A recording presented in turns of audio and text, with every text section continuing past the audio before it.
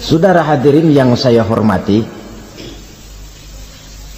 setelah masa kebangkitan itu jangan dikira begitu bangkit langsung diperiksa, masih menunggu menanti ribuan tahun perhitungan padang mahsyar untuk sampai kepada proses yang disebut yaumul hisab, hari perhitungan. Seorang demi seorang bakal dipanggil. Bayangkan saja, kita se-RT saja di absen, kadang-kadang perlu waktu lama. Ini manusia sejak zaman Nabi Adam sampai datang hari kiamat, satu demi satu disidang di hadapan Qadhi Rabbul Jalil. Status sosial copot sudah waktu itu. Yang pernah jadi hartawan di situ tidak lagi kelihatan kehartawanannya. Yang pernah jadi jenderal tidak lagi dipanggil jenderalnya. Yang ustadz tidak lagi dipanggil al-mukarramnya. Seluruh status sosial selesai. Dipanggillah kita seorang demi seorang menghadap Qadhi Rabbul Jalil. Bagaimana proses penghisaban itu? Pertama, proses tanya jawab. Di antaranya ada hadis menyatakan lan tazula qadama 'abdin yaumal qiyamah hatta yus'ala an arba'i khisalin. Besok di hari kiamat tidak akan bergeser telapak kaki seorang hamba sampai dia ditanya lebih dulu tentang 4 persoalan. Apabila datang kematian menimpa seseorang, datanglah kiamat baginya. Itu yang disebut dengan kiamat kecil. Hakikatnya mati adalah perpindahan dari kehidupan di dunia ini menuju kehidupan di alam barzakh. Menunggu kita di alam barzakh sampai datangnya saat kiamat, entah 10 tahun, entah 100 tahun, entah 1000 tahun, hanya Allah saja yang maha tahu. Adapun orang-orang beriman yang melakukan amal kebajikan dalam kehidupan di dunia ini, masa penantian yang lama di alam barzakh buat mereka sebentar saja. Tetapi bagi orang-orang kafir yang ingkar, yang tidak beriman kepada Allah, yang hidup di dunia cuma menumpuk-numpuk dosa, tentu penantian di alam barzakh akan merupakan waktu yang sangat lama. Bukankah dalam kehidupan kita waktu itu memang relatif? Contoh misalnya, bagi pemuda-pemudi yang sedang duduk asyik memadu cinta,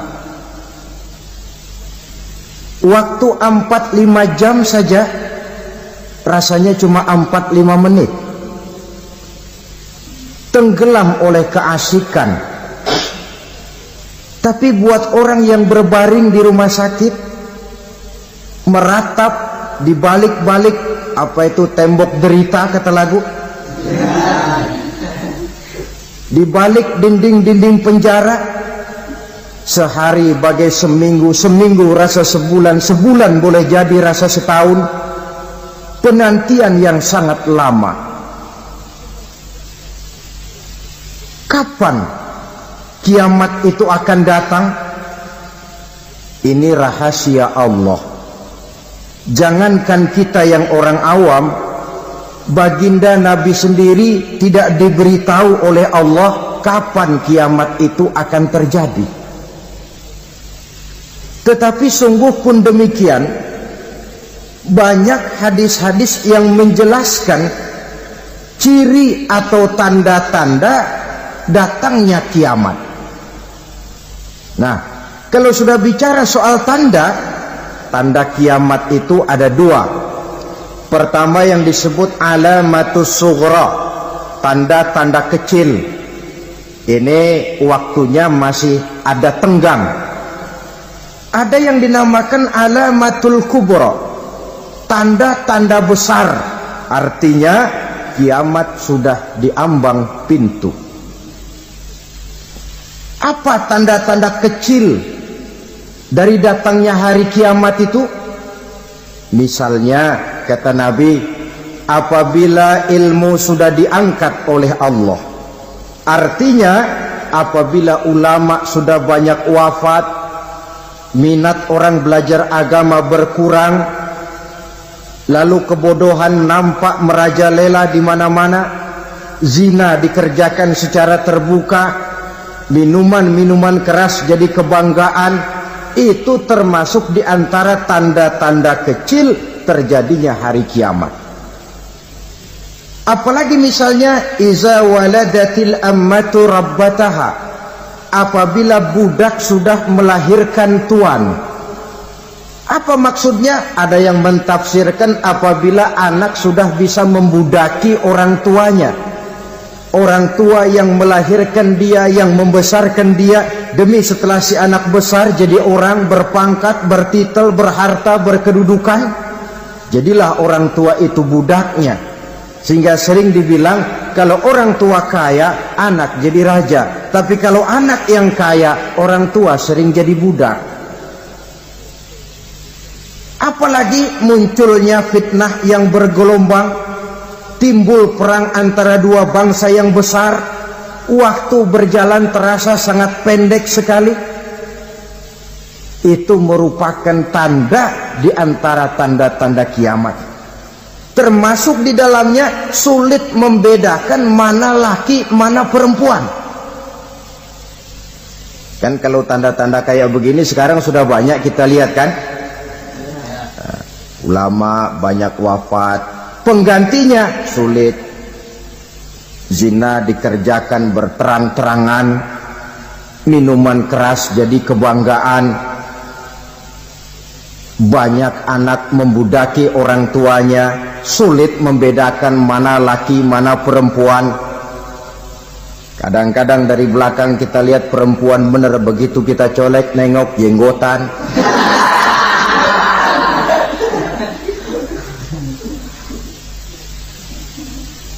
Ini termasuk tanda-tanda kecil, masih ada tenggang sampai akan terjadinya kiamat itu.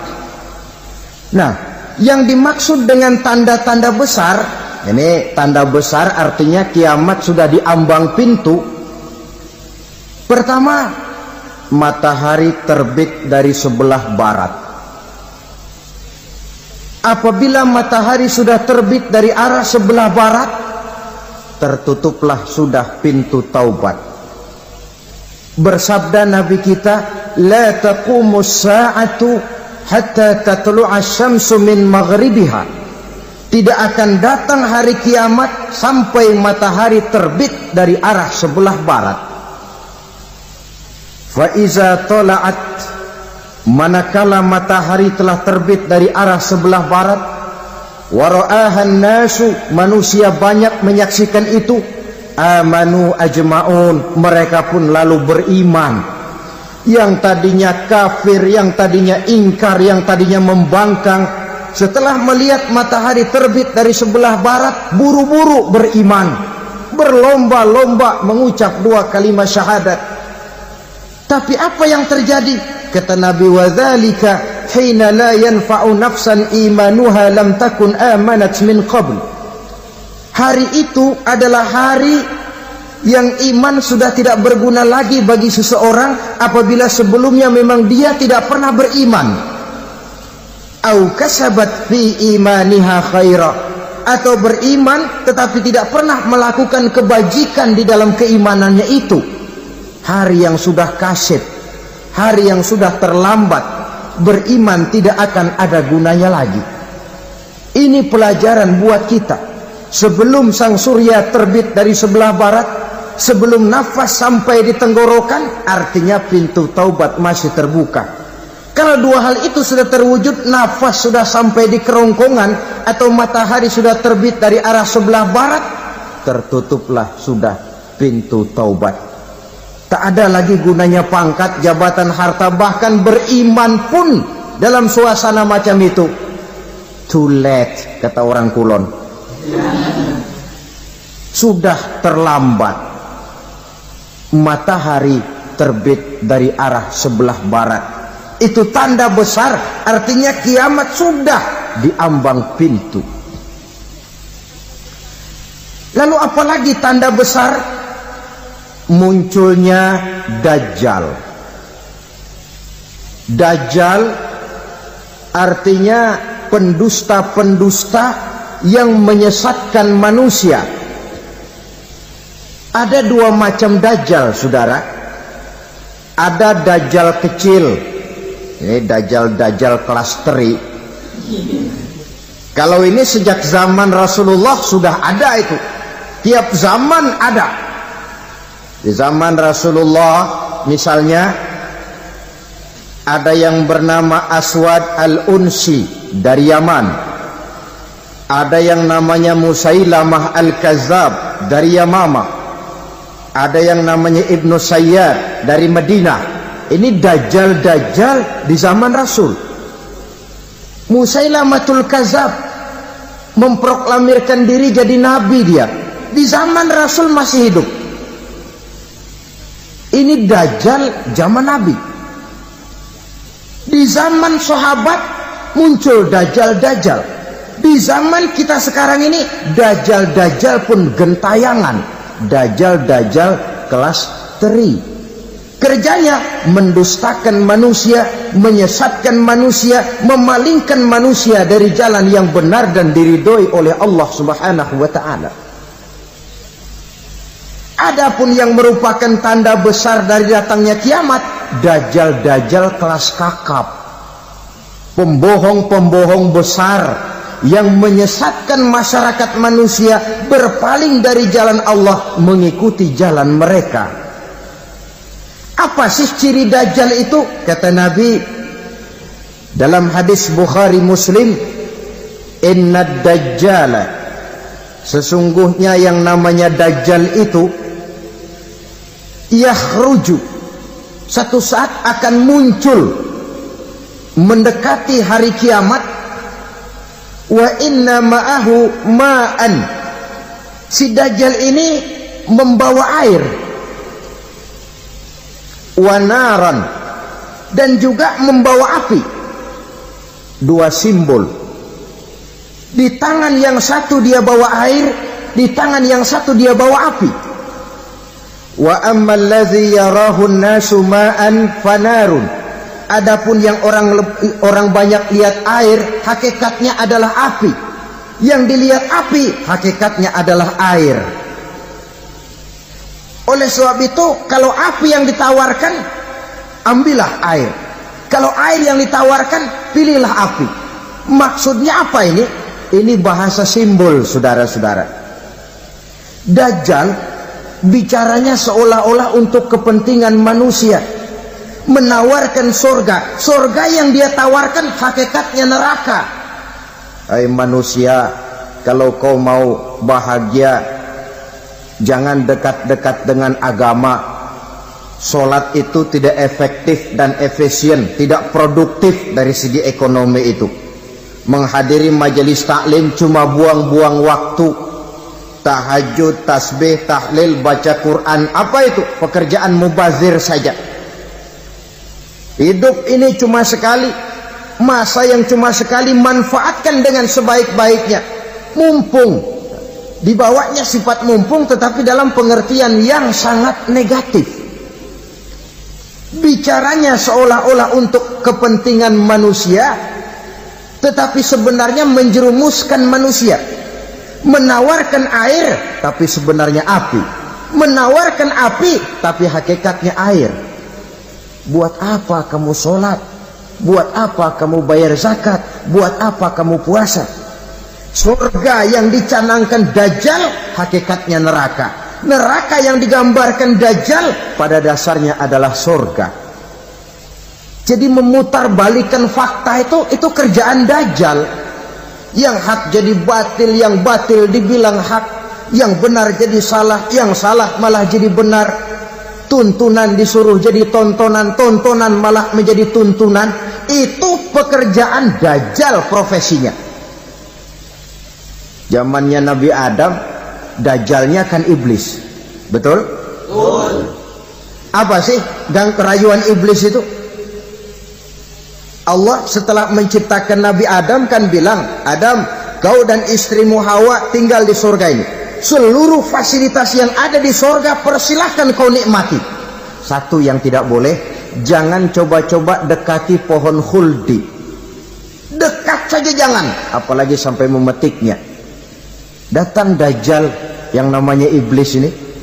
Adam, kamu tahu nggak kenapa tidak boleh makan buah khuldi? Ya nggak tahu, pokoknya saya dilarang. Bodoh kamu, Dam.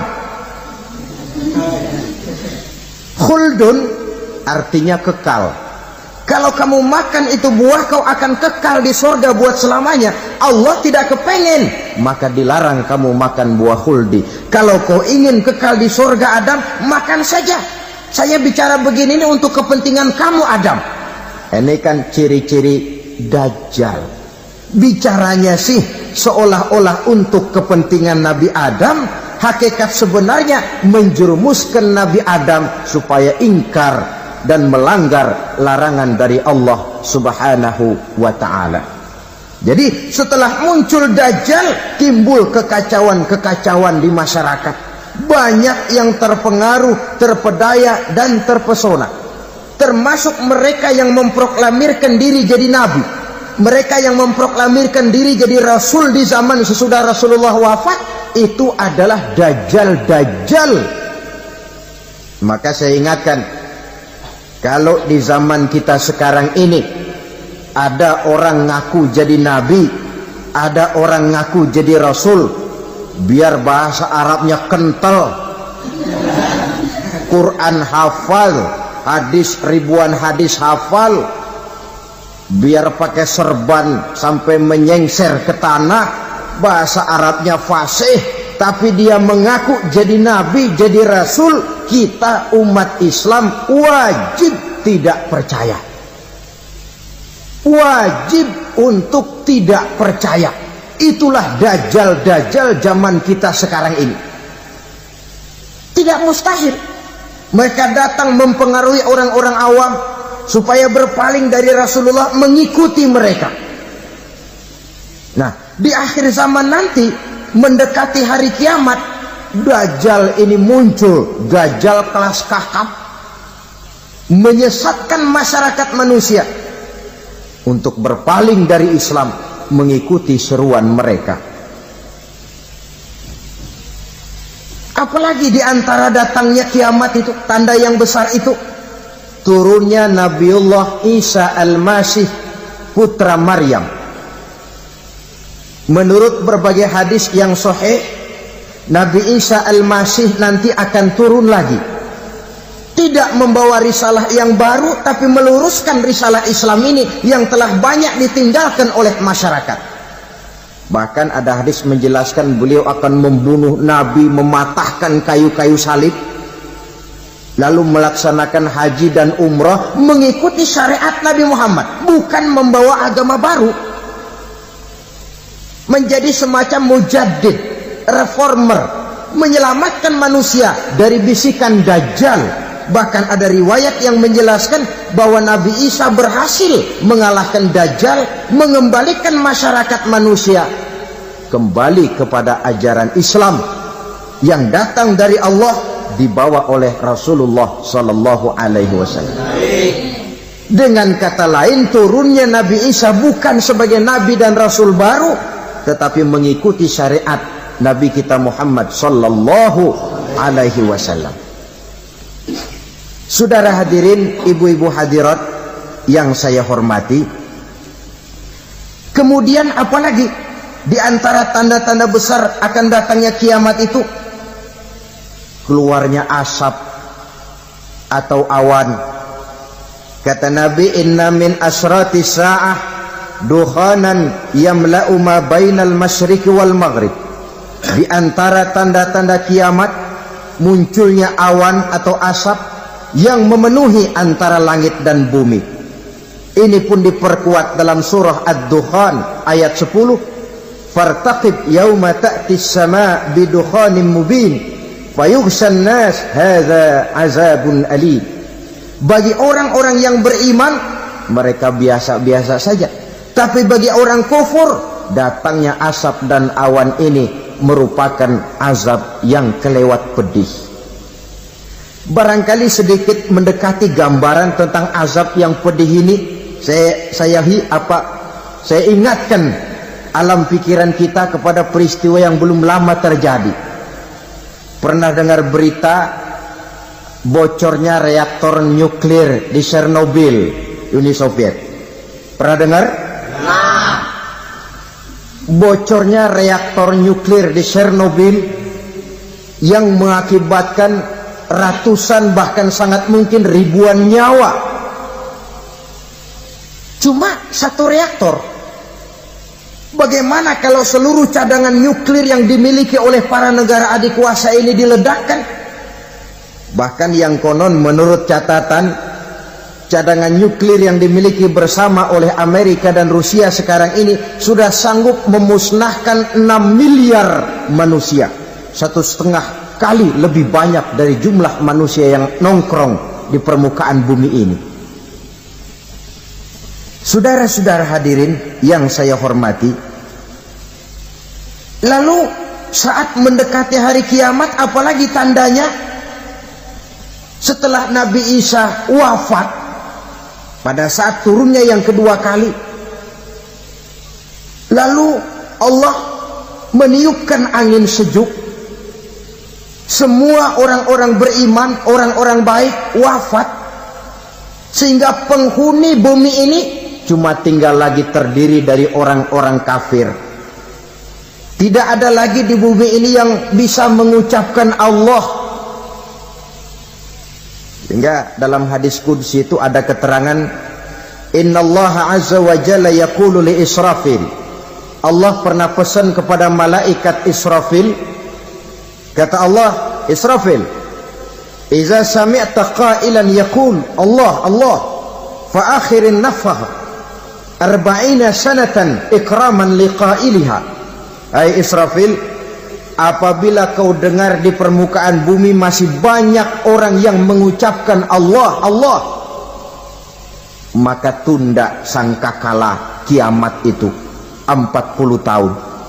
Untuk apa? Ikraman liqailiha, menghormati orang yang mengucapkan Allah Allah itu. Wah, jadi karena sekarang masih banyak yang mengucapkan Allah, besar hatilah kita, masih jauh kiamat itu. Tapi jangan lupa, kiamat pribadi, kiamat kecil itu yang gak kita sangka-sangka. Ajal datang mencabut nyawa, itu kiamat pribadi, dan itu yang pasti kita hadapi, dan itu yang membuat kita tidak boleh bersikap main-main di dalam kehidupan sekarang ini. Saudara hadirin yang saya hormati, tidak ada lagi orang-orang muslim, seluruh penduduk dunia ini kafir. Lalu terciptalah struktur sosial yang berlandaskan prinsip hidup semau gue. Bakal terjadilah prinsip di mana yang kaya menyantap yang miskin, yang kuat menindas yang lemah. Hidup sudah bagaikan di rimba belantara, berlaku hukum rimba, siapa yang kuat dia yang menang, siapa yang lemah menjadi mangsa. Timbul kekacauan, maksiat merajalela, munkarat menjadi-jadi, sehingga isi bumi ini penuh dengan segala macam perbuatan dosa. Tidak ada perlunya lagi alam diperpanjang temponya. Datang saat yang sudah dijanjikan oleh Allah Azza wa Jalla, maka terjadilah yang disebut kiamat kubra, kiamat besar, kiamat hancur-hancuran. Bagaimana kejadian ini dimulai? Dalam surah Az-Zumar ayat 68, Allah Subhanahu wa taala berfirman, wa nufikha fis-suri fasa'iqa man fis samawati wa man fil ardi illa man sya'allahu. Maka manakala ditiuplah sangkakala, terkejutlah seluruh yang ada di langit dan seluruh yang ada di bumi. Bila saat kiamat datang, Allah perintah malaikat Israfil, Israfil, tiup sangkakalamu. Ditiuplah sangkakala oleh malaikat Israfil. Yang akibat daripada tiupan itu, seluruh yang ada di langit, seluruh yang ada di permukaan bumi terkejut. Yang ada di langit siapa? Malaikat kan. Bayangin aja kalau malaikat kaget, apalagi kita. Terkejut seluruh makhluk yang ada di bumi, yang ada di langit mendengar suara sangkakala itu. Bunyinya tidak sanggup kita bayangkan dahsyatnya. Ledakan nuklir, ledakan neutron, belum apa-apa ketimbang bunyi sangkakala malaikat Israfil ini. Nah, lalu mendengar bunyi sangkakala ini, gemparlah makhluk, kacaulah alam. Bumi gempa, planet-planet bertabrakan, gunung meletus, air laut tumpah ke darat, angin topan bertiup, halilintar menyambar. Lalu semua yang bernama hidup mati total. Mati bareng tanpa persiapan. La haula wala quwata illa billah. Saya kadang-kadang dalam tafakur bermohon, ya Allah, mudah-mudahan saya enggak nemuin kiamat beneran. Ngeri. Tidak bisa kita bayangkan macam apa suasana seperti itu. Allah saja banyak memberikan gambaran, misalnya Al-Qari'ah, wa mal qari'ah, wa ma adraka mal qari'ah. Kejadian yang menggemparkan.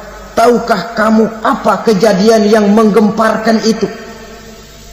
Yauma yakunun nasu kal farasil mabsus wa takunul jibalu kal ihnil manfus. Pada saat itu manusia berterbangan bagai kupu-kupu, gunung berterbangan seperti kapas ditiup angin. Gunung saja macam kapas, konon lagi manusia. Kematian total, mulai semut sampai gajah mati, jin mati, iblis mati, malaikat mati. Malaikat saja mati. Saudara hadirin yang saya hormati, kematian total yang tanpa persiapan. Orang bilang, Pak, kalau mati bareng begitu yang repot malaikat maut dong ya. Cabut sana, cabut sini. Itu kalau menurut logika kita, mestinya begitu menurut logika. Tapi logika juga yang bilang nggak perlu serepot itu. Sebab untuk mematikan listrik di wilayah DKI, di wilayah Jakarta, nggak perlu tiap rumah didatengin matiin, ya lama. Cukup dari kantor pusatnya saja PLN, tekan satu tombol, gelaplah seluruh Jakarta. Saudara hadirin yang saya hormati, kematian total.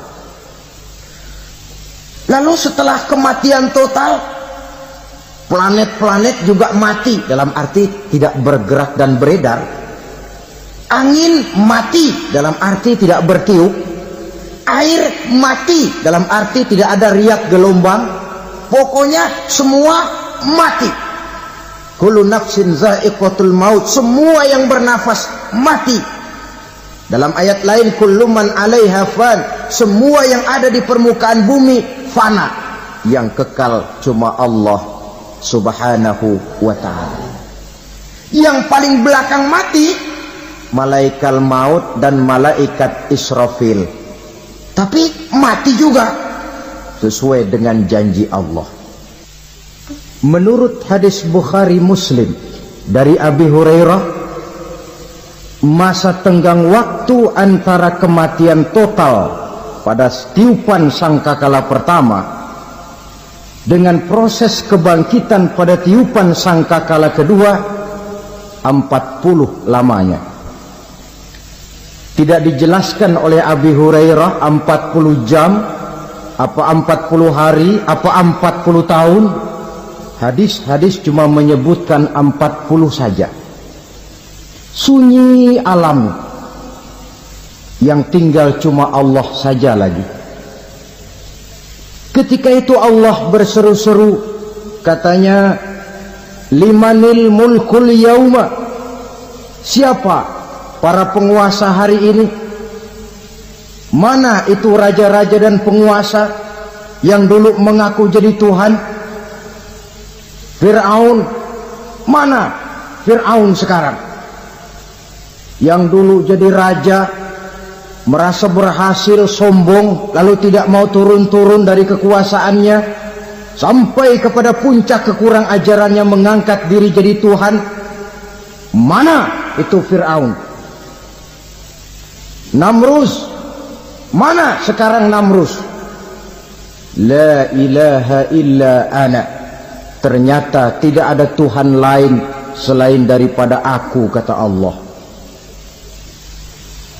Proses kemudian, saudara-saudara, turunlah hujan dari langit. 40 lamanya hujan itu, tidak jelas juga 40 jam apa 40 hari.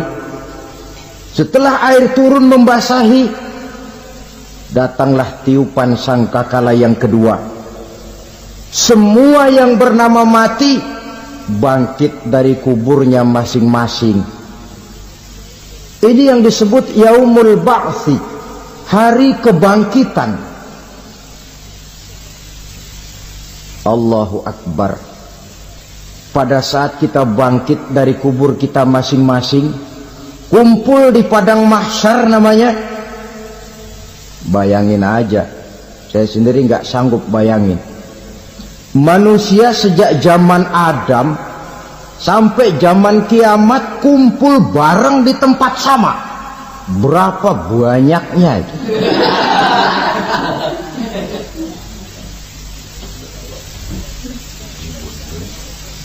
Dan yang luar biasa, menurut satu riwayat, pada saat bangkit itu, Masya Allah, roman muka kita berubah, disesuaikan dengan amalan kita waktu di dunia ini. Barang siapa yang waktu di dunia amalannya itu amalan tikus, di akhirat nanti dia bangkit dari kubur, mukanya seperti muka tikus. Gagah betul badannya, tapi mukanya seperti tikus. Kenapa? Amalannya waktu di dunia seperti amalan tikus. Apa amalan tikus itu? Suka ngegeragoti barang yang sudah disimpan rapi-rapi. Orang sudah simpan uang rapi-rapi, simpan perhiasan rapi-rapi, digeragoti oleh tikus. Maling-maling, pencoleng-pencoleng, koruptor-koruptor, itu nanti di akhirat nanti kita lihat mukanya seperti muka tikus. Oh, ini waktu di dunia suka nyolong, mukanya seperti muka tikus. Barang siapa yang waktu di dunia ini amalannya itu amalan macan, dia akan bangkit nanti mukanya seperti muka macan. Apa amalan macan? Macan itu amalannya menang-menangan. Orang yang mau menang saja nggak mau mengalah. Coba lihat di hutan, kenal hutan nggak? Nah. Di hutan, raja hutan di mana-mana pasti macan, betul kan? Betul. Padahal hutan belum pernah bikin pemilihan umum. Tapi macan tidak peduli ada pemilihan umum apa tidak, pokok saya raja. Sebab apa? Macan jadi raja itu bukan karena benar, tapi karena kuat jadi raja. Setelah dia jadi raja, rakyat hutan yang mesti dilindungi malah dimakan oleh raja macan. Kambing rakyat hutan dimakan oleh macan. Ayam rakyat hutan dimakan oleh macan. Itu nanti kita lihat di akhirat itu mukanya seperti muka macan, gagah betul. Lalu barang siapa yang di dunia ini amalannya itu seperti amalan anjing, nanti dia punya muka seperti muka anjing. Apa amalan anjing? Pertama, anjing itu kalau disuruh jaga rumah, dia tidak bisa membedakan mana maling, mana tamu. Biar yang datang maling, kalau bawa tulang, anjing kalem. Yang kedua, anjing itu akan setia kepada siapa saja yang memberinya roti. Siapa yang memberinya roti, itulah majikannya. Apa kata majikannya, pasti dia laksanakan. Soal benar atau salah, dia tidak peduli. Setelah anjing dapat roti, dia tidak punya pilihan lain kecuali bilang, abdi mah kumaha juragan wae ayeuna mah.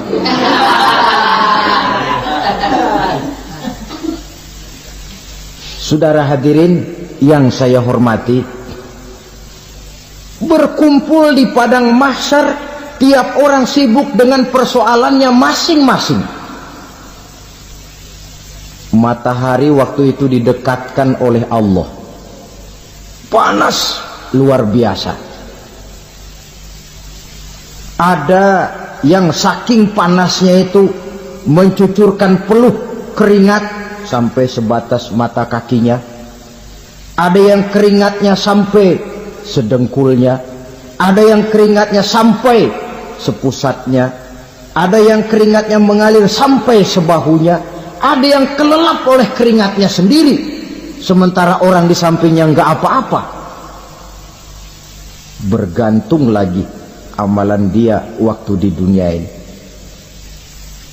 Saudara-saudara, sebagian orang dalam kepanikan padang mahsyar berombong-rombong datang mereka menghadap Nabi Adam. Ya Adam, anta abal bashar. Hai Adam, Tuhan adalah bapak moyang manusia. Kami sebentar lagi akan disidang, dimintakan pertanggungan jawab. Tolonglah kami, hai Adam. Kata Nabi Adam, jangankan nolongin sampean, saya sendiri tanggung jawab di hadapan Allah. Ketika dulu tidak boleh makan khuldi, saya serobot. Sudahlah, urus diri masing-masing saja, nafsi. Begitu kata Nabi Nuh, begitu kata Nabi Ibrahim. Tiap orang bertanggung jawab sendiri-sendiri. Ketika itulah saudara-saudara, nikmatnya menjadi umat Nabi besar Muhammad sallallahu alaihi wasallam. Sebab apa? Walaupun menurut abjad kita ini umat paling belakang, kan paling belakang kita ini toh, karena Nabi Muhammad adalah Nabi akhir, tapi akan dihisap lebih dulu, lewat di atas sirat lebih dulu, masuk surga lebih dahulu ketimbang umat-umat belakangan. Ketika Rasul mendekati ajal, beliau tanyakan itu kepada malaikat Jibril. Malaikat Jibril berkata, Muhammad jangan khawatir, Allah sudah berjanji, inni haramtul jannata ala sairil anbiya hatta tadkhulaha anta, wa haramtuha ala sairil umami hatta tadkhulaha ummatuka. Surga aku haramkan buat seluruh nabi kecuali kalau engkau Muhammad sudah masuk ke dalamnya, dan surga aku haramkan buat seluruh umat kecuali kalau umatmu Muhammad sudah masuk ke dalamnya. Logikanya, walaupun menurut abjad kita umat paling belakang, bakal dihisap paling dulu, lewat di atas sirat paling dulu, masuk surga paling dulu, kalau mampir ke neraka juga paling dulu. Ya resiko. Jangan mau enaknya aja paling dulu. Saudara hadirin yang saya hormati, setelah masa kebangkitan itu jangan dikira begitu bangkit langsung diperiksa. Masih menunggu menanti ribuan tahun perhitungan padang mahsyar untuk sampai kepada proses yang disebut yaumul hisab, hari perhitungan. Seorang demi seorang bakal dipanggil. Bayangkan saja, kita se-RT saja di absen, kadang-kadang perlu waktu lama. Ini manusia sejak zaman Nabi Adam sampai datang hari kiamat, satu demi satu disidang, di hadapan Qadhi Rabbul Jalil. Status sosial copot sudah waktu itu. Yang pernah jadi hartawan di situ tidak lagi kelihatan kehartawanannya. Yang pernah jadi jenderal tidak lagi dipanggil jenderalnya. Yang ustadz tidak lagi dipanggil al-mukarramnya. Seluruh status sosial selesai. Dipanggillah kita seorang demi seorang menghadap Qadhi Rabbul Jalil. Bagaimana proses penghisaban itu? Pertama, proses tanya jawab.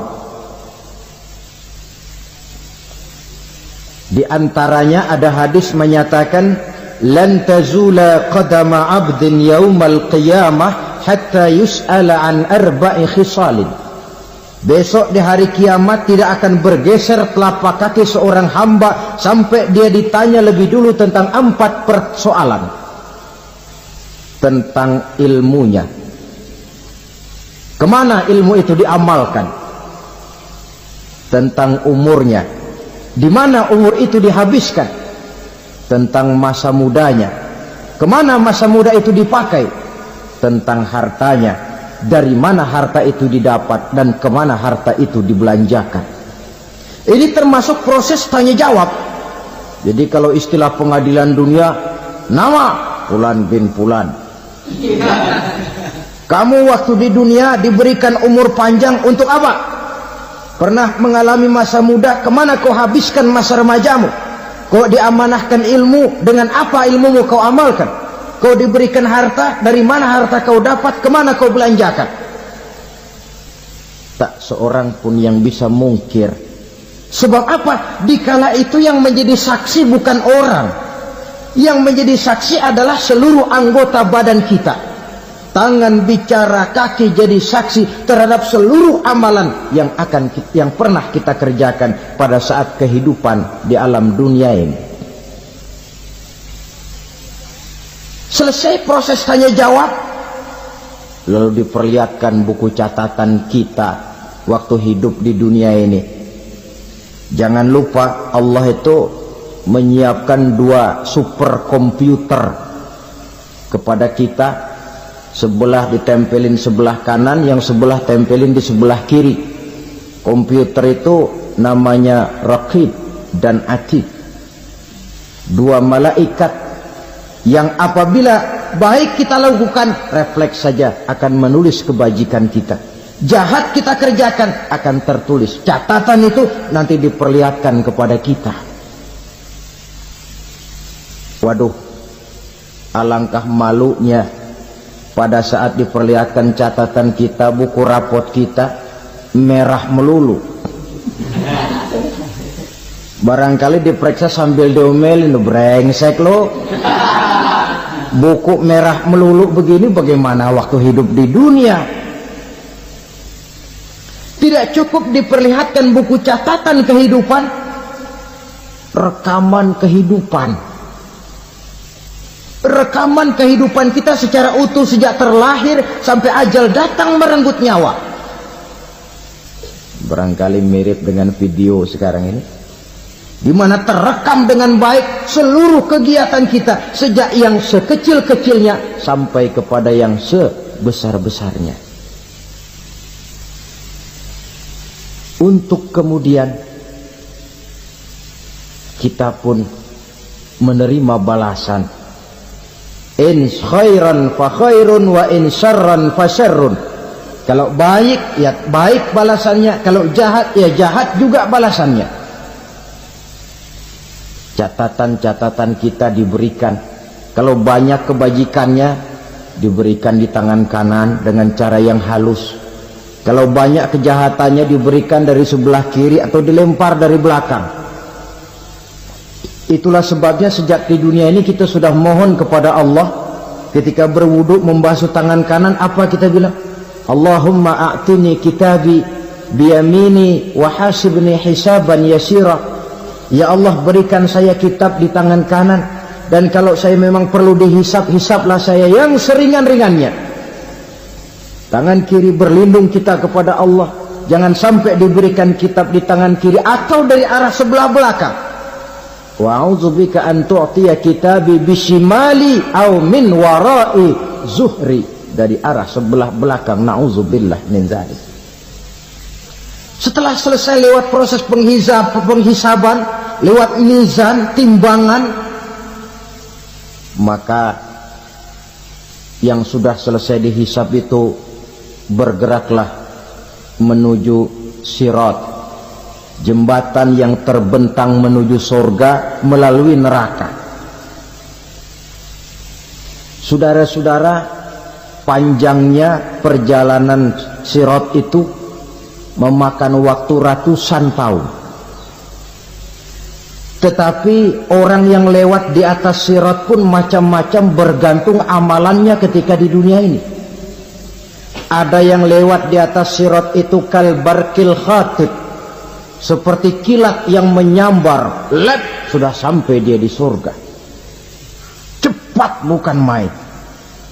Ada yang lewat di atas sirat itu seperti orang lari-lari. Ada yang lewat di atas sirat itu seperti orang jalan biasa. Ada yang sambil merangkak, ada yang sambil ngesor, ada yang sambil gelayutan, ada yang selamat sampai ke ujung ke surga, ada yang tergelincir jatuh masuk ke dalam neraka, bergantung amalannya dalam kehidupan di dunia sekarang ini. Tiap kita akan melewati yang namanya sirat ini. Saudara-saudara kaum muslimin yang saya hormati, dengan demikian mereka yang selamat melalui sirat sampai ke terminal akhir surga, mereka yang ketika dihisab ternyata banyak kejahatannya daripada kebaikannya, mereka singgah di dalam neraka. Nah, adapun orang-orang yang beriman menurut ayat Quran dan hadis Nabi itu nanti ada bermacam-macam. Ada orang beriman itu yang dimasukkan surga. Ada orang beriman itu yang dimasukkan ke dalam surga. Ada orang beriman itu yang disebut penduduk surga. Kenapa lain-lain, Pak? Karena waktu di dunia amalannya juga lain-lain. Ada orang beriman yang masuk surga. Ini paling murah tiketnya. Mau masuk surga? Kata Nabi begini, ma min abdin qala la ilaha illallah thumma mata ala dhalik illa dakhalal jannah. Kalau seorang hamba sudah mengucap dua kalimat syahadat, dia yakin dengan kebenaran kalimat itu sampai matinya, orang itu akan masuk surga. Abi Dzar yang waktu itu diajak bicara heran, ya Rasul kok gampang betul? Iya, walaupun orang itu mencuri, iya, walaupun orang itu berzina, iya. Biar dia mencuri, biar dia berzina, kalau dia sudah mengucap dua kalimat syahadat, dia yakin dengan kebenaran kalimat itu sampai matinya, itu orang akan masuk surga. Jadi masuk surga cukup dua kalimat syahadat, yakin sampai mati, masuk surga. Itu perkara masuk. Tapi kalau pertanyaannya diterusin, masuknya kapan, Pak? Nah, ini lain lagi urusannya. Sebab ada yang masuknya itu langsung, ada yang mampir dulu. Di sana tempat cuma dua, kalau tidak surga, neraka. Mau ke surga tapi mampir dulu, yang mampirnya jelas di neraka.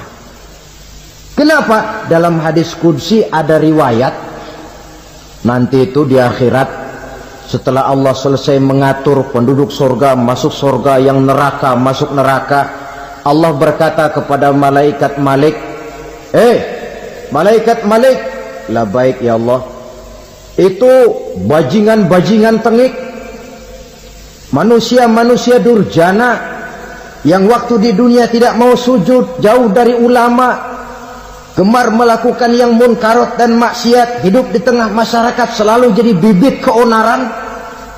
kufur, sudah masuk neraka semua? Sudah ya Allah.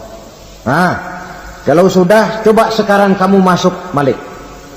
Saya, iya, masuk neraka. Mau apa ya Allah? Kata Allah, akhriju minan nar man kana fi qalbihi misqala habatin min khardalin min iman. Kau masuk neraka, cari di dalam neraka orang-orang yang ada imannya walaupun kecil sebesar biji zarah, angkat mereka keluar. Masuk malaikat Malik ke neraka, cari orang yang ada imannya, korek-korek. Ya repot, udah pada gosong. Yang ada imannya diangkat ke atas, yang ada imannya diangkat ke atas, lalu dimandikan di Nahrul Hayat, namanya sungai kehidupan di akhirat nanti. Cakep lagi rupanya, bersih lagi wajahnya, apel di hadapan Allah. Kata Allah, bagaimana mas? Kapok nggak sampean? Kapok ya Allah. Nah, kalau kapok, idhab fadkhulil jannah, pergi masuk surga sana. Berangkat mereka ke surga, ketemu sama teman-temannya yang udah sampai lebih dulu, yang nggak pakai mampir lagi. Terjadi dialog. Kata teman-temannya yang udah pada nyampe duluan, mas, iya, emang baru sampai? Saya baru sampai. Memang mampir di mana dulu mas? Kita sudah lama sampai di surga. Saudara buka surah Al-Muddathir ayat 34-35. Ma salakakum fis saqar? Kenapa kamu mampir di neraka Saqar? Qalu lam nakum minal musallin. Mereka menjawab, kami mampir di neraka Saqar mas, gara-gara dulunya kami waktu di dunia tidak pernah sholat. Tidak pernah sholat? Tidak pernah. Kan rumahnya dekat masjid, cuma dekat doang mas. Sholat mah enggak saya. Enggak pernah ngasih makan fakir miskin, enggak pernah hadir di majelis taklim, pendeknya enggak pernah melakukan kebajikan. Maka saya pun mampir di neraka Saqar. Untung betul saya punya iman mas, sedikit.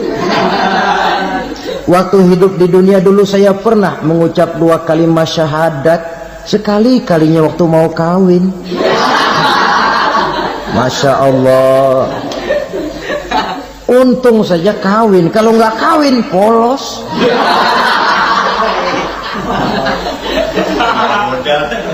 Itu juga pengulu sudah setengah mati ngajarin. Asyhadu alla, asyaduaan, asyaduaan.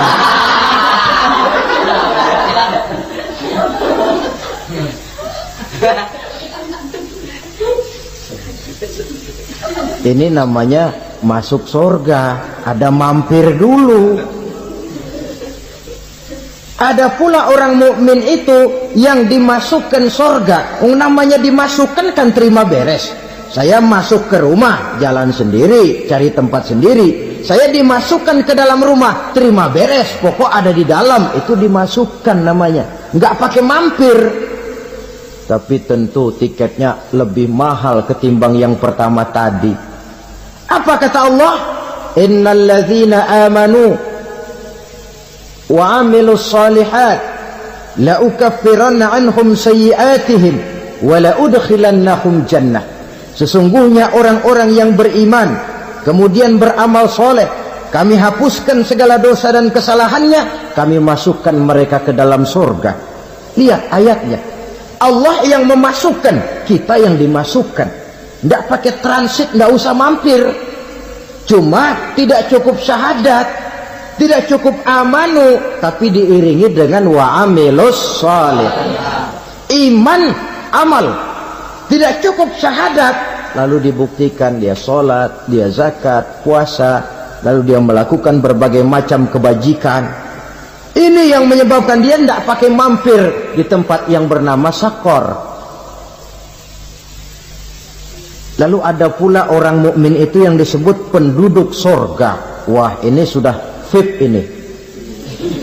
Ashabul jannah, penduduk surga. Siapa mereka? Kata Allah, innal ladzina amanu summa istaqamu fala khaufun 'alaihim wa la hum yahzanun ulaika ashabul jannah hum fiha khalidun. Sesungguhnya orang-orang yang beriman lalu istiqamah tetap dalam melaksanakan perintah Allah, tidak goyang, tidak labil tapi stabil, istiqamah, mereka tidak takut dan tidak bersedih hati. Merekalah penduduk surga. Iman, istiqamah. Tidak punya duit, sembahyang. Banyak duit, sembahyang.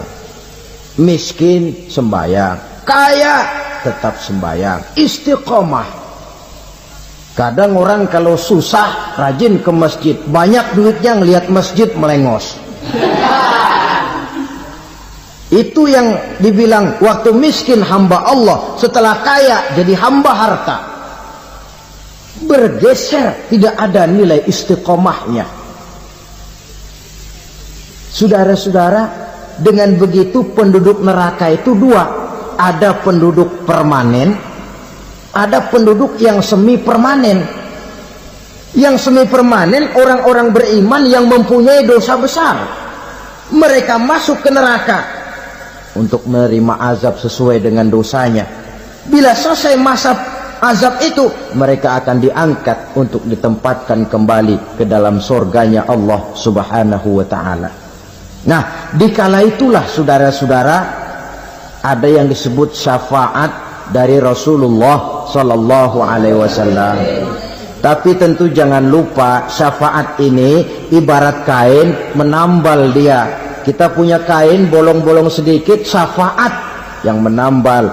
Solat kita ada kurang dikit, sedekah kita ada campur riak dikit, amalan kita ada tidak karena Allah dikit, kita berharap syafaat. Jadi biarlah kain masih bolong-bolong, yang penting punya kain. Tapi kalau kainnya tidak ada, yang ditambal apanya? Sholat tidak, puasa tidak, zakat tidak, berharap syafaat saja, ya, terlalu berlebihan itu. Saudara hadirin yang saya hormati, apabila selesai proses penghisaban, proses penghitungan, maka dikala itulah manusia terbagi dalam dua kelompok besar.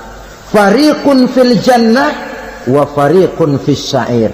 Sekelompok orang-orang beruntung yang masuk ke dalam surga, dan sekelompok lagi masuk ke dalam neraka.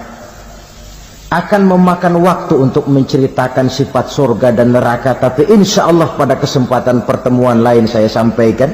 Namun sebagai gambaran umum cukuplah saya sampaikan sebuah hadis qudsi. Allah jelaskan, a'dadtu li'ibadiyas salihin ma la 'ainun ra'at wa la uzunun sami'at wa la khatara fi qalbil bashar. Aku sediakan buat hamba-hambaku yang soleh, yang tidak pernah terlihat oleh mata, tidak pernah terdengar oleh telinga, dan belum pernah terdetik dalam hati manusia. Jadi kenikmatan surga belum pernah dilihat mata, belum pernah didengar telinga, belum pernah terdetik dalam hati. Pedihnya azab neraka belum pernah terlihat mata, belum pernah terdengar telinga, belum pernah terdetik dalam hati. Saudara hadirin yang saya hormati, oleh karena itu sebagai uraian akhir daripada kiamat ini, marilah sama-sama kita memanfaatkan hidup dengan sebaik-baiknya, supaya jangan timbul penyesalan di hari kemudian nanti. Saudara-saudara kaum muslimin rahimakumullah, maksud utama daripada diutusnya Rasulullah sallallahu alaihi wasallam ke alam ini tidak lain adalah untuk memperbaiki akhlak manusia. 14 abad yang lalu, dari sebuah kota kecil yang tidak ada dalam peta, lahir satu proyek raksasa, proyek memperbaiki akhlak manusia. Di tengah-tengah dunia pada ketika itu, Eropa masih biadab, Afrika belum dikenal orang, Asia sungguh sangat terbelakang, dan semenanjung Arabia dari berbagai aspek kehidupannya dikenal sebagai masyarakat jahiliyah. 13 tahun pertama dari perjuangan selama periode Mekah Apa yang dilakukan oleh baginda Rasul tidak lain adalah memperbaiki akhlak manusia kepada Allah Subhanahu wa ta'ala dengan menanamkan roh, jiwa dan semangat tauhid. Kita tahu bahwa masyarakat jahiliyah menyembah batu, menyembah patung, menyembah berhala yang mereka buat sesuai dengan kekayaannya masing-masing. 360 berhala di sekeliling Ka'bah merupakan bukti nyata dari sesembahan mereka.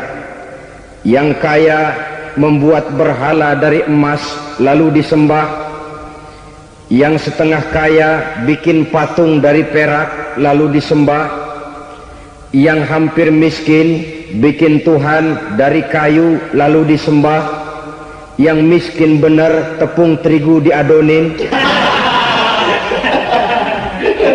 lalu dibentuk seperti wujud seseorang kemudian disembah, dan apabila selesai nyembah perutnya terasa lapar, Tuhannya habis dipretelin. Sepanjang sejarah kemanusiaan cuma masyarakat jahiliyah saja yang sampai makan Tuhan. Sesadis-sadisnya bangsa Indonesia belum pernah sampai makan Tuhan. Maka menghadapi manusia seperti ini, yang pertama dilaksanakan oleh Rasul memperbaiki akhlak mereka kepada Allah, menanamkan la ilaha illallah, bahwa tidak ada Tuhan yang perlu disembah selain daripada Allah Subhanahu wa ta'ala. Ini hakikatnya merupakan inti daripada ajaran Rasul-Rasul terdahulu. Kenapa? Seluruh Rasul bersumber dari satu sumber yang sama, yaitu dari Allah Subhanahu wa ta'ala. Maka prinsip ajaran ketuhanan yang mereka bawa tentu saja sama. Nabi Adam mengajarkan la ilaha illallah, Nabi Nuh mengajarkan la ilaha illallah, cuma tentu sambungannya Nuh Rasulullah. Nabi Ibrahim mengajarkan la ilaha illallah, Ibrahim Rasulullah. Nabi Musa mengajarkan la ilaha illallah, Musa Rasulullah. Bahkan Nabi Isa mengajarkan la ilaha illallah, Isa Rasulullah. Dan Nabi Muhammad mengajarkan la ilaha illallah, Muhammadur Rasulullah. Akhlak manusia kepada Allah dengan menanamkan tauhid. Jadi kalau ingin berakhlak yang benar kepada Allah, jaga tauhid, pegang teguh akidah. Saudara-saudara kaum muslimin rahimakumullah, lawan daripada tauhid adalah kufur. Kufur bisa dua, bisa kufur iman, bisa kufur nikmat. Kufur itu sifatnya, kafir itu orangnya. Ada orang kufur iman, dan ini merusak akhlak kepada Allah Subhanahu wa ta'ala. Kufur iman itu kadang-kadang bentuknya syirik, orangnya disebut musyrik. Kufur iman itu kadang-kadang bentuknya nifak, orangnya disebut munafik. Kufur iman itu kadang-kadang bentuknya riddah, orangnya disebut murtad. Ini merupakan jenis daripada kufur-kufur iman dan tergelincirnya manusia daripada akhlak kepada Allah Subhanahu wa ta'ala. Benar, di zaman sekarang kita tidak menyembah berhala. Memang di zaman sekarang kita tidak menyembah patung. Iya, kita tidak berkeyakinan Tuhan lebih dari satu. Tapi kadang-kadang akhlak kita kepada Allah sering lentur dan luntur, sering bergoyang dan tergoncang, sering kena erosi dan polusi. Bahwa kita tidak menyembah Latta, Uzza, Manat dan Hubal seperti masyarakat jahiliyah dahulu, memang. Tapi Latta zaman sekarang, Uzza zaman sekarang, Manat dan Hubal di zaman sekarang, berhala-berhala di abad kita sekarang ini, kadang-kadang bernama harta, kadang-kadang bernama wanita, kadang-kadang bernama tahta, mungkin juga bernama Toyota. sesuatu yang lebih kita agungkan daripada Allah, menjelmalah dia menjadi berhala-berhala di zaman kita sekarang ini. Manakala kita di kantor sudah lebih takut kepada kepala bagian kita daripada kepada Allah, maka Tuhan kita barangkali adalah kepala bagian kita. Manakala kita sudah lebih takut kepada manusia daripada kepada Allah, bergeserlah akhlak kita kepada Allah, mengagungkan manusia dan menomorduakan Allah. Maka di zaman sekarang akhlak kita kepada Allah sering kena erosi, sering kena polusi. Mungkin karena sulitnya lapangan kerja, tingginya tensi ekonomi, persaingan hidup yang makin tajam, sulitnya mencari lapangan kerja, orang kadang-kadang nekat, sedikit pertimbangan, picik pandangan, mudah melakukan potong kompas, sehingga terjadilah perbuatan-perbuatan yang memelencengkan akhlak kita kepada Allah Subhanahu wa ta'ala. Kadang-kadang terjebak mempercayai selain daripada Allah, kadang-kadang terjebak di dalam mengagungkan yang selain daripada Allah lebih dari yang seharusnya. Terkenalah akhlak kita kepada Allah jaringan-jaringan erosi dan polusi. Kufur sebagai lawanan daripada tauhid merupakan sifat daripada orang yang tidak berakhlak kepada Allah. Bentuknya pertama bisa syirik. Syirik itu artinya meyakini ada Tuhan lain selain daripada Allah. Itu yang namanya syirik. Jadi percaya Tuhan ada, cuman Tuhannya kelebihan. Itu yang disebut syirik, dan itu merupakan cerminan dari akhlak yang rusak kepada Allah Subhanahu wa ta'ala.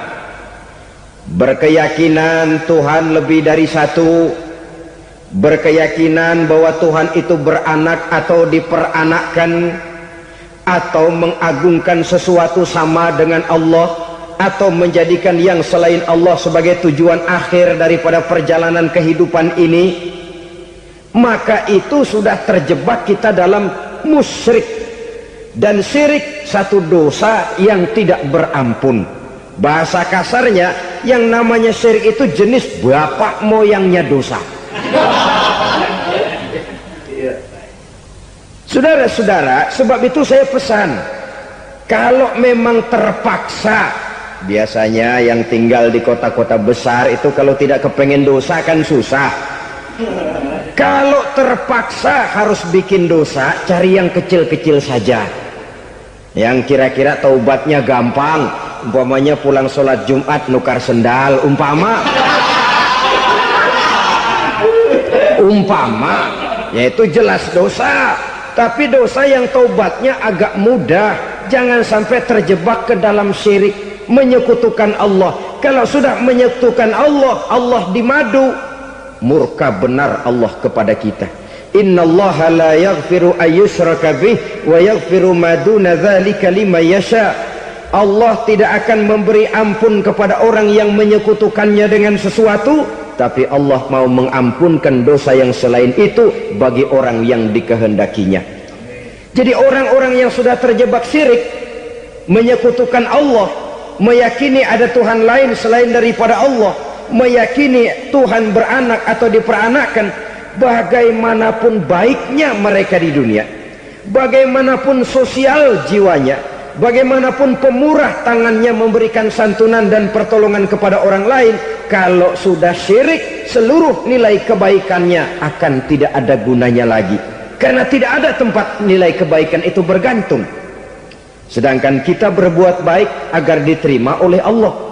Kalau Allahnya marah kepada kita, siapa yang akan menerima nilai kebaikan itu sendiri? Ini bentuk yang pertama. Yang nyata-nyata menyembah berhala, syirik. Yang nyata-nyata beriktikad Tuhan lebih dari satu, syirik. Atau yang tersamar. Yang tersamar itu yang sering jadi penyakit kita. Saya sejak ada perkutut ini di rumah, perkutut, Saudara-saudara, yang merusak akhlak kepada Allah, yang merusak tauhid setelah syirik, bisa juga berbentuk nifak. Nifak itu sifatnya, orang yang punya sifat nifak disebut munafik. Asal katanya dari nafakun. Nafakun itu satu lubang yang punya dua muka, seperti goa, ada tempat masuk, ada tempat keluar. Maka munafik orang yang punya dua muka. Kalau bahasa kita, pandai bermain minyak di atas air, manis jika berhadapan, balik belakang lain bicara. Sehingga apa yang dinamakan nifak, kata Imam Ali Al-Jurjani dalam kitab ta'rifatnya, izharul imanu bil lisan wa kitmanul kufri bil qalbi. Menyatakan, menampakkan iman dengan lidahnya, tapi menyembunyikan kekafiran dalam hatinya. Dengan kata lain, lidahnya mah iman, hatinya mah kafir. Padahal hati itu yang dilihat, padahal hati itu yang dinilai. Kenapa lidahnya mengaku iman? Ya mungkin karena kepepet, mungkin karena kepentingan, mungkin karena ingin mencari kelemahan orang, lalu dia pura-pura beriman. Tapi sesungguhnya hatinya kufur. Ini merupakan penyakit munafik. Dan terus terang, menghadapi orang munafik jauh lebih berat daripada menghadapi orang kafir. Kenapa? Munafik ini kan musuh dalam selimut. Mau dibilang musuh nyata-nyata, apalagi di zaman Rasul ya, ketika periode Madinah, berat sekali menghadapi orang munafik. Mau dibilang kafir, kalau ketemu assalamualaikumnya medok juga. Mau dibilang mukmin, di belakang ngegerundel, nyari-nyari penyakit, nyari-nyari lantaran, mencari-cari gara-gara. Kalau kafir jelas kafirnya, kalau musyrik jelas musyriknya. Tapi munafik, di depan kita dia mengaku beriman, di belakang kita dia caci maki kita. Maka demikian rupa watak orang munafik Allah benci betul. Sampai dalam Quran orang munafik itu divonis innal munafikin fid darkil asfal minan nar. Orang-orang munafik di dasar jurang neraka yang paling bawah, keraknya neraka.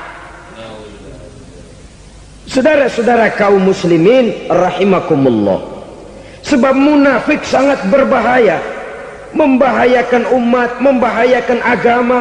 Di depan kita mereka ngaku pura-pura beriman, kalau pidato luar biasa, memuji agama setinggi langit, menampakkan seolah-olah dia orang yang dekat dengan agama.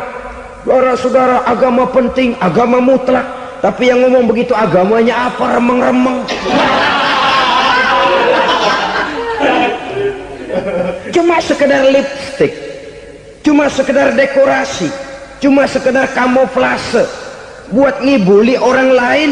Dia mengaku beragama, mengatakan agama mutlak, menganggap agama penting, seolah-olah memperhatikan benar tentang tatanan kehidupan beragama, tapi sebenarnya di hatinya tidak lebih berkecamuk penyakit-penyakit kufur. Maka sifat munafik ini termasuk menodai tauhid, artinya merusak akhlak kita kepada Allah Subhanahu wa ta'ala.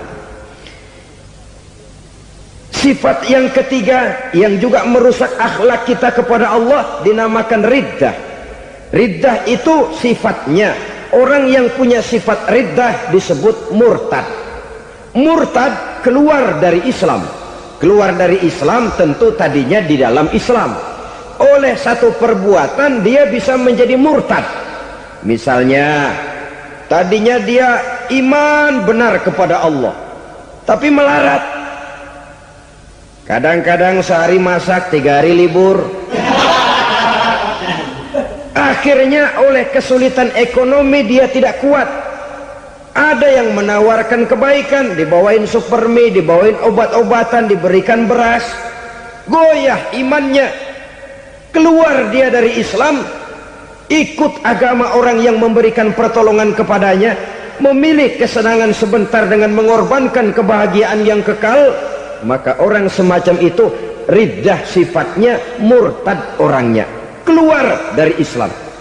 Dan yang menyebabkan kita murtad bukan cuma orang nyata-nyata memproklamirkan diri keluar dari Islam lalu mengikuti agama orang lain, bukan cuma itu.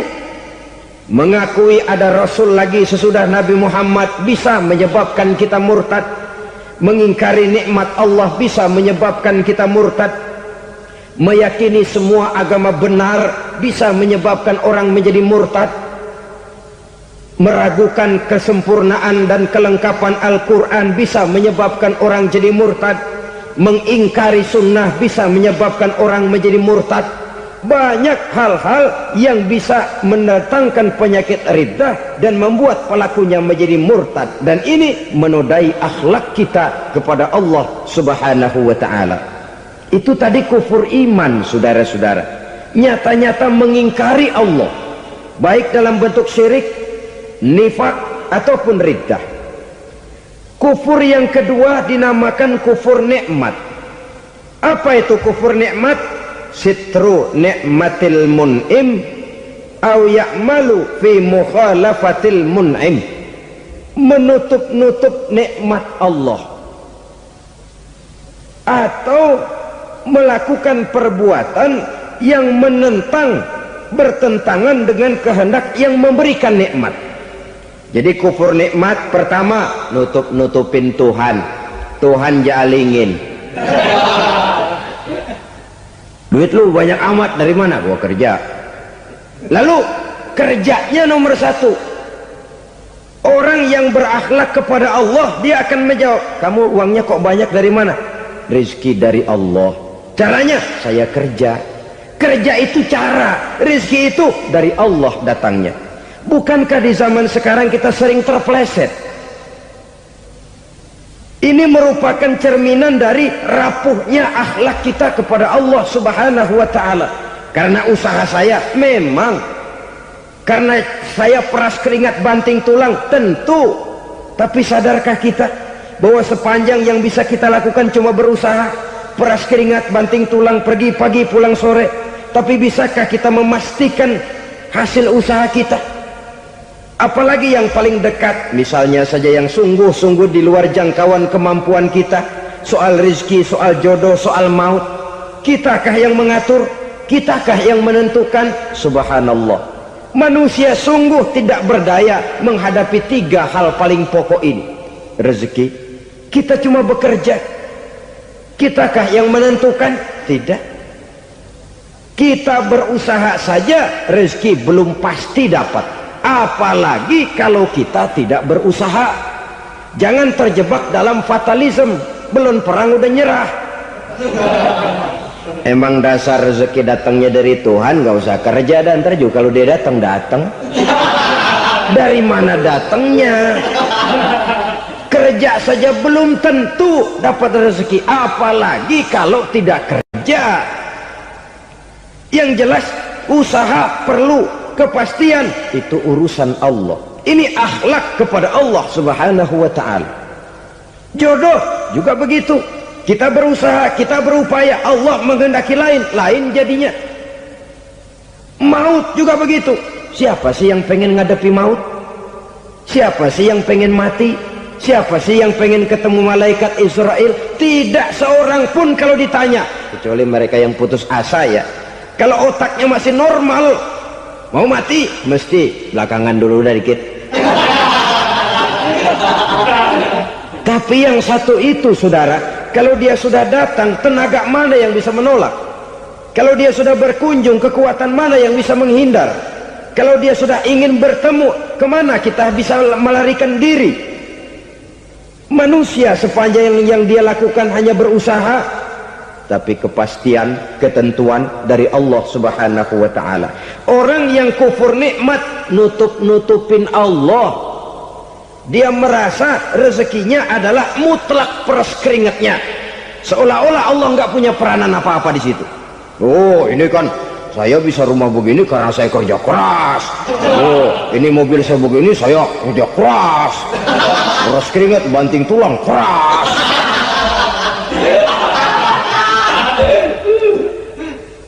Saudara-saudara kaum muslimin rahimahkumullah, jadi menutup-nutupi Allah, akibatnya nanti kalau dia berhasil, Allah ketutupan. Kalau dia gagal, orang lain dicaci maki, dicari kambing hitam. Yang kambing hitam kan mahal. Karena orang sering cari-cari kambing hitam. Jarang orang mau jujur kalau bertemu kesulitan lalu mencari sebab pada dirinya sendiri. Yang paling enak ya nyalain orang. Lo begitu. Orang lain yang paling enak kita salahin.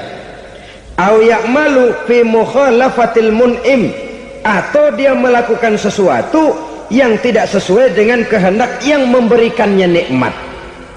Diberikan kita tangan, mulut sih nggak berhenti, terima kasih Tuhan, alhamdulillah saya dikasih tangan. Cuma nih tangan enteng mak nabokin orang mulu. Itu sudah mukhalafatul mun'im, bertentangan dengan kehendak yang memberikan nikmat.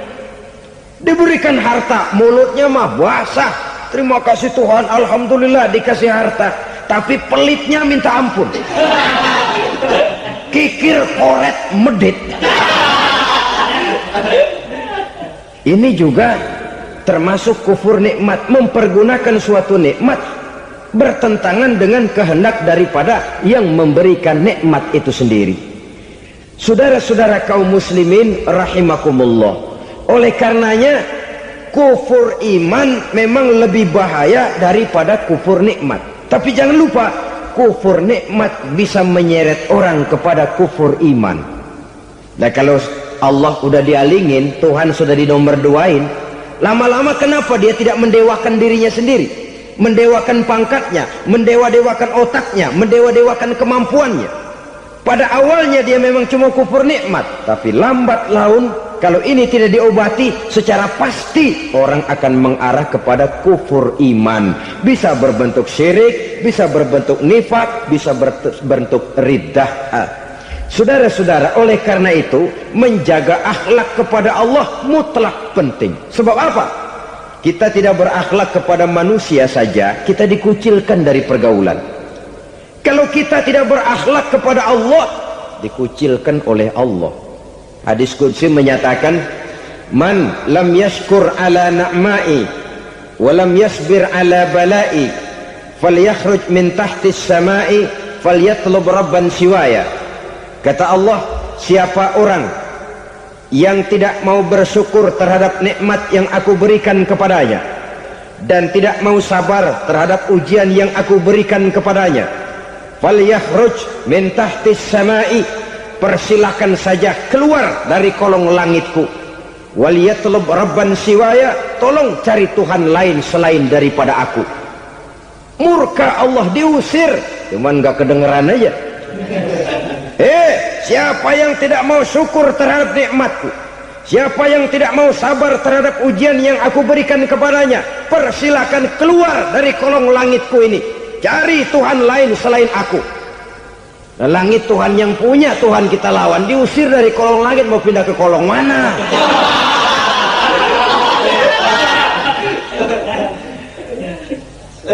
Jadi jangan merasa kufur nikmat kan enteng. Iya, kelihatannya begitu, tidak sebahaya kufur iman. Tapi kufur nikmat ini merupakan anak tangga yang kalau kita sudah mulai naik, kita akan naik terus sampai kepada tingkat di mana kita mengalami kufur iman. Kalau sudah ke sana, maka akhlak kita kepada Allah terkenalah erosi, terkena polusi, hancur akhlak kepada Allah, dan itulah sumber kesengsaraan abadi. Kalau cuma kita tidak berakhlak kepada manusia, barangkali resikonya cuma kehidupan di dunia ini. Mungkin juga ada kehidupan akhirat. Tapi kalau sudah tidak berakhlak kepada Allah, dunia akhirat kita rugi dan celaka. Maka pada kesempatan ini saya mengajak, marilah jaga baik-baik akhlak kita kepada Allah. Satu kali kita bertauhid, sampai mati kita bertauhid. Satu kali la ilaha illallah, jangan tergelincir lagi kita keluar daripada kalimat itu. Satu kali kita bertuhankan Allah, jangan bertuhan yang lain selain daripada Allah. Jangan sekutukan Allah, jangan samakan Allah dengan sesuatu, jangan mengangkat yang lain sama agungnya dengan Allah. Sebab dengan demikian kita seolah-olah sudah mengotori akhlak kita kepada Allah subhanahu wa ta'ala. Ini berat, saudara-saudara. Ini tidak ringan. Kadang-kadang saya katakan tadi, masalah ekonomi. Kadang-kadang persaingan hidup yang makin tajam, di tengah lapangan kerja yang makin sulit, di tengah orang banyak potong kompas. Kalau berpatokan kepada nilai tauhid, la ilaha illallah, tidak ada Tuhan selain Allah, maka saya tidak akan takut kecuali hanya kepada Allah. Saya tidak akan menggantungkan hidup kecuali hanya kepada Allah. Saya tidak akan minta rezeki kecuali hanya kepada Allah. Kadang-kadang situasi yang nekat membuat kita kehilangan keseimbangan, kehilangan pertimbangan, picik pandangan. Akibatnya kita merusak akhlak kepada Allah Subhanahu wa ta'ala. Ironinya kan orang sekarang kalau ditanya, lu nyolong ya? Iya. Kok berani? Emang. Lu nggak tahu Tuhan lihat? Tahu. Kok nyolong juga? Biarin. Kalau Tuhan mah lihat, jangan gak ribut. Enggak ribut katanya. Kalau orang lihat, 2 orang saja tahu, geger kelurahan.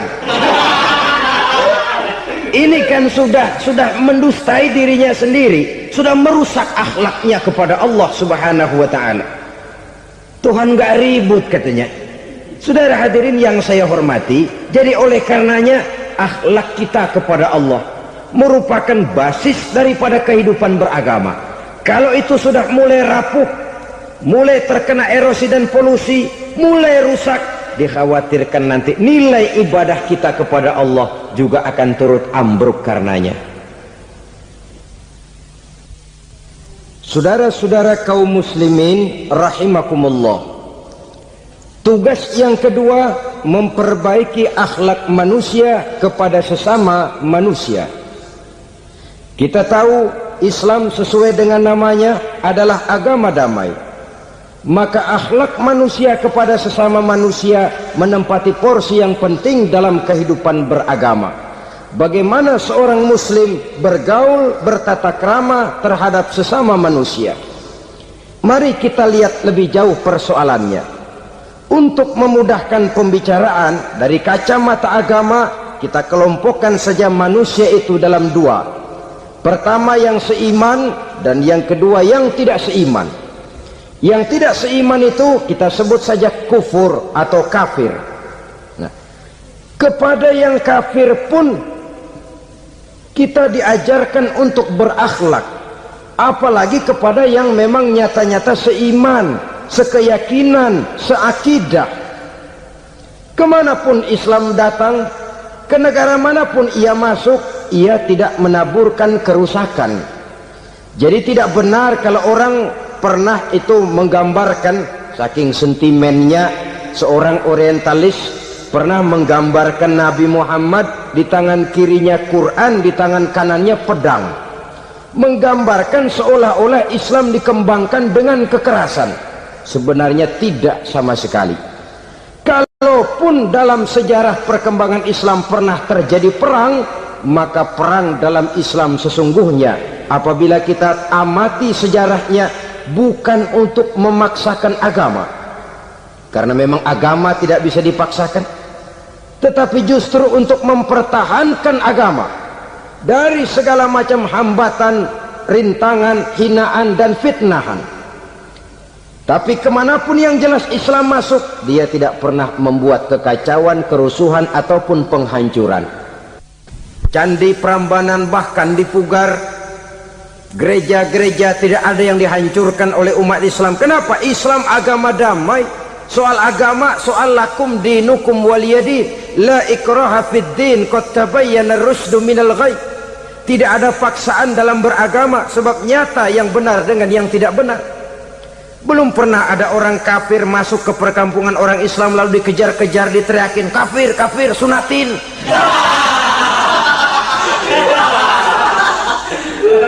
Belum pernah. Kenapa? Islam menghormati orang lain agama. Nah, yang kafir ini macam-macam saudara. Ada kafir harbi, nah ini kafir kerok. Ini kafir yang nyata-nyata memproklamirkan permusuhan kepada umat Islam, nyata-nyata mengganggu ketenangan umat Islam. Kafir yang seperti ini yang boleh diperangi. Misalnya kita mau sembahyang Jumat dijagain, nggak boleh sembahyang Jumat, getok palanya. Kafir harbi artinya tantangan perang datang dari mereka, bukan kita yang mulai, mereka yang buka front. Prinsipnya umat Islam tidak boleh mencari-cari musuh, tapi pun tidak boleh lari kalau ketemu musuh. Musuh jangan dicari, ketemu jangan lari. Karena itu kesan seolah-olah umat Islam ini teroris, umat Islam ini destroyer, umat Islam ini sering menimbulkan keonaran, kerusakan. Sungguh satu fitnahan yang sangat keji. Umat Islam adalah umat yang cinta damai. Islam di masa perkembangannya masuki Eropa melalui Selat Gibraltar, Jabal Tariq, memasuki Spanyol,